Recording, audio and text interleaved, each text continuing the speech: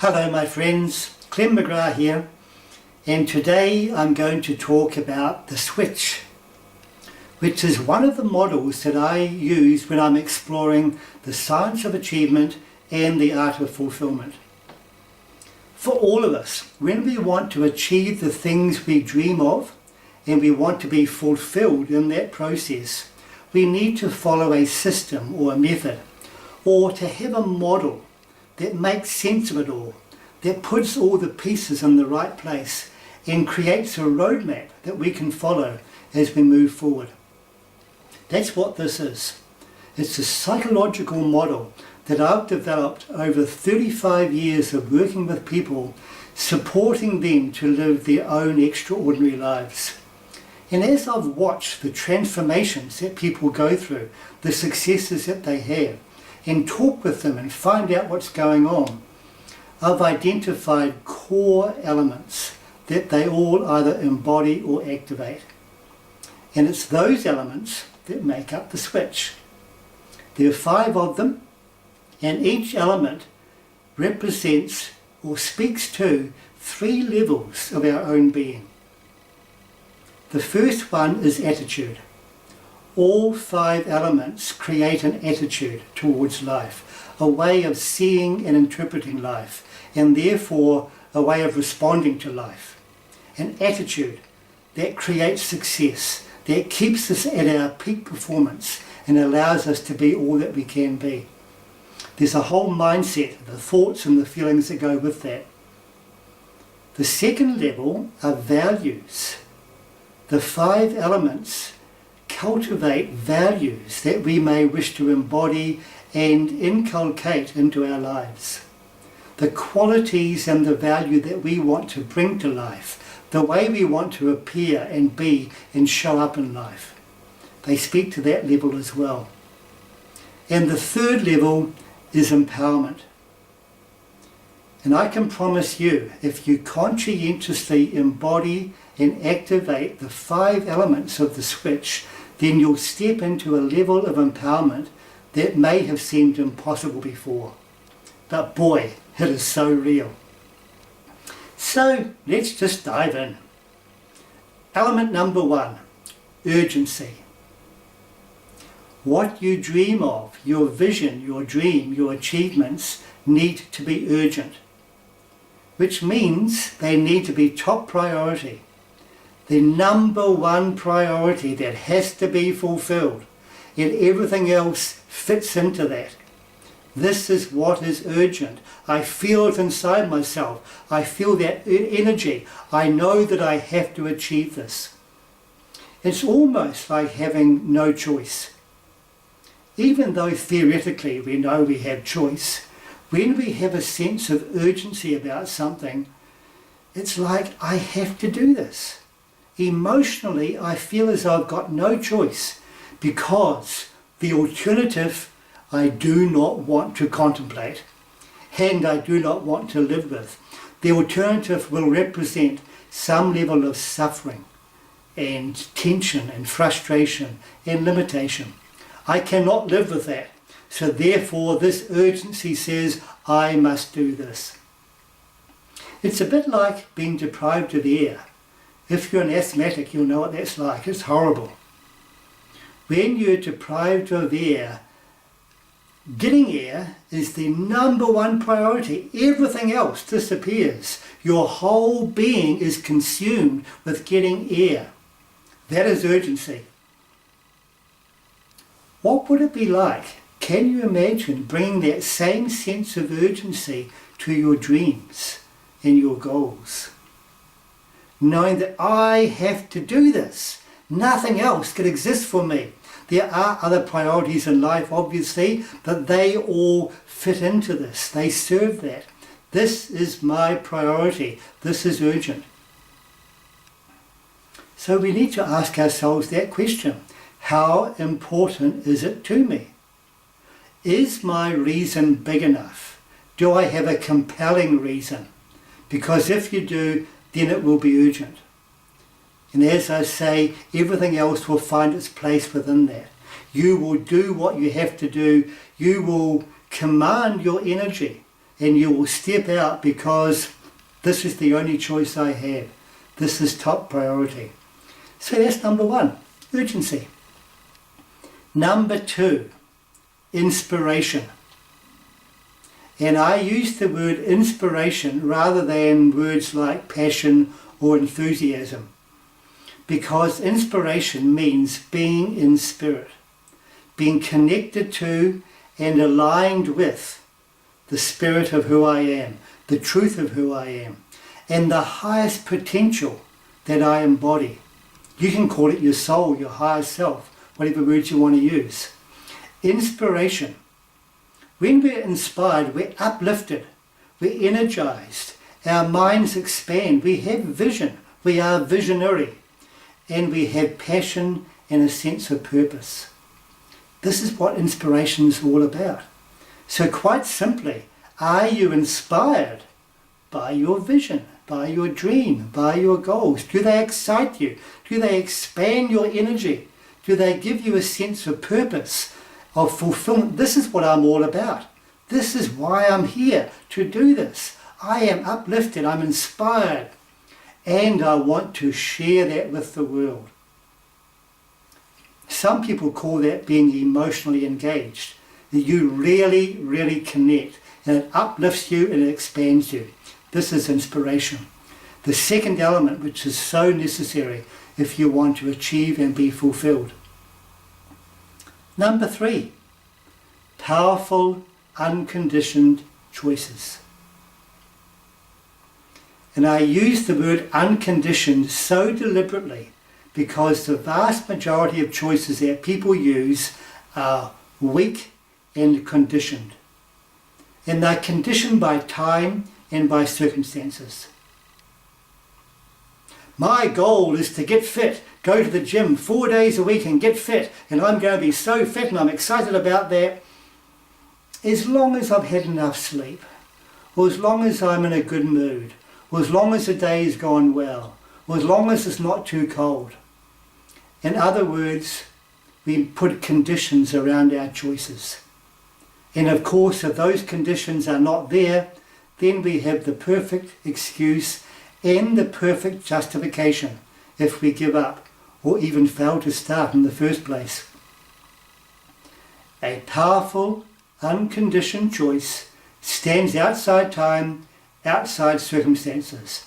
I will achieve this, come what may, regardless of how I feel, regardless of what the weather is doing, regardless of whether my wife or my husband is supporting me or not, regardless of how the day has gone at work.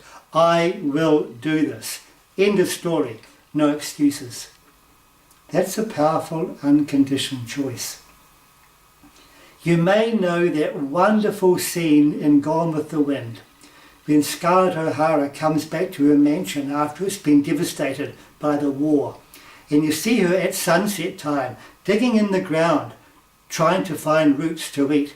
And she looks up and she says, "As God is my witness, I will never go hungry again." And you can feel the power of that. You can feel the resolve, the determination. This is a powerful, unconditioned choice. This is my stake in the ground, my line in the sand. I will not cross this line. This has to be. This is a powerful, unconditioned choice.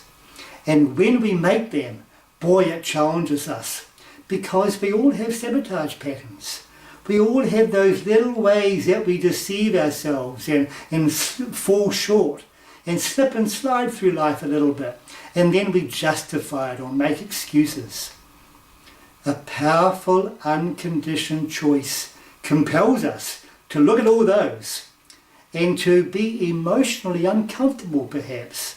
Say, whoa, okay, I'd rather stay in bed, or I'd rather have that bit of cake, or I'd rather get involved in that distraction. But no, this is my choice.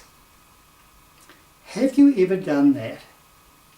Have you said your version of, "As God is my witness, I will," whatever that might be for you, and then stood on that and marshalled your resources and resisted all the temptations that will come along to pull you off that. Obviously, if you're going to make a powerful, unconditioned choice like that, you need inspiration and you need urgency. You need to be enthusiastic, energized, motivated, uplifted. Otherwise, it'll be so tempting and so easy to give in, to sleep in, to allow yourself to be distracted, to give up because you don't feel like it, to start doubting yourself. Powerful, unconditioned choices stand the test of time. Number 4, responsibility, which to me is made up of 2 words, response, ability. The ability to respond appropriately. So this is my vision. This is my dream. I'm taking responsibility. I'm making powerful, unconditioned choices. So therefore, I will respond as I need to. I will do the things I need to do. I will maintain the attitudes that will serve me best. I will communicate in the ways that will serve me. I will discipline my responses, my reactions. I'll learn to cultivate the mindset that I need to maintain every day. I will think the thoughts that will empower me. This is responsibility. Now, responsibility also means taking ownership. If it's to be, it's up to me. If you're actively working towards a dream, you may have others who are supporting you in some capacity and working with you. That's fantastic and more than likely is necessary. However, let's imagine for a moment it doesn't work out. Your dream fails and you end up giving up in some way perhaps. Now those around you, they may be affected by that for a while and they may feel bad for you. But at the end of the day, you're the one who has to carry that. You're the one who has to look yourself in the mirror and then ask those questions. Did I do all that I could do? Did I take full responsibility? Did I turn over every stone? Did I really commit 150% and more? That's responsibility, taking ownership. If it's to be, it's up to me. And doing that with a song in your heart. Not a heavy thing, oh God, I've got to take responsibility. No. If you're inspired, if you have a vision, if you're energized, if you're enthusiastic, if it's a joy to do this, then responsibility is a light thing. You can do it with joy in your heart because it's fulfilling, because it's exciting, because it's bringing you rewards which are so enjoyable and so satisfying for you. Responsibility. And the 5th one, discipline, which in a sense is the other face of responsibility, but it is also the thing that embodies and makes real all the other 4 qualities. Discipline is where the rubber hits the road. And I've just been referring to it obviously. It takes the discipline, the determination to stay focused, to stay on track, to do what you have to do. But on the other side, to resist the temptations, the temptation to get distracted, the temptation to waste time watching stuff on YouTube, the temptation to get caught up in gossip or negative conversations, the temptation to doubt yourself and allow negative thoughts, the temptation to justify where you haven't taken full responsibility, to meet all those temptations and to overcome them, that takes discipline. The discipline to be who you can be, to show up and be the best you can be every day. That is discipline. The commitment, the dedication, and doing what you have to do. Sticking to it. So they're the 5 elements. What they're all about is truly honouring you. All those years ago, you turned up in life, you appeared as a baby, a clean slate. But my God, what potential you came into life with. Being an aware, alive, breathing human being, living your life on planet Earth, you have such amazing potential. The capacities and the abilities and the potentials that we all have just by being human. And they don't depend upon how much education you've had or what happened in your childhood. Sure, we can have conditions and circumstances that help us or challenge us. But just by being alive, by being human, you have amazing, awesome potentials and capacities. So when you embody and activate these 5 elements, you are honouring that. You are honouring you as a human being. You are honouring the life that you live. Do you deserve it? Do you really want to honour yourself? Do you want to be all that you can be today? Only you will know the answer to that question. But if you do, then activating these 5 elements is one method, not the only method, but one method that you can follow that will take you so far along that path. The choice is yours. Only you can make that choice. But I can promise you, if you do make the choice, and you'll step up every day, that's okay, I know I do, but being prepared to get up and recommit and rededicate and refocus, if you do that, then I can promise you the most amazing world and life experience will open up to you. It's yours for the taking, my friend. Take it. Thank you for watching, and bless you.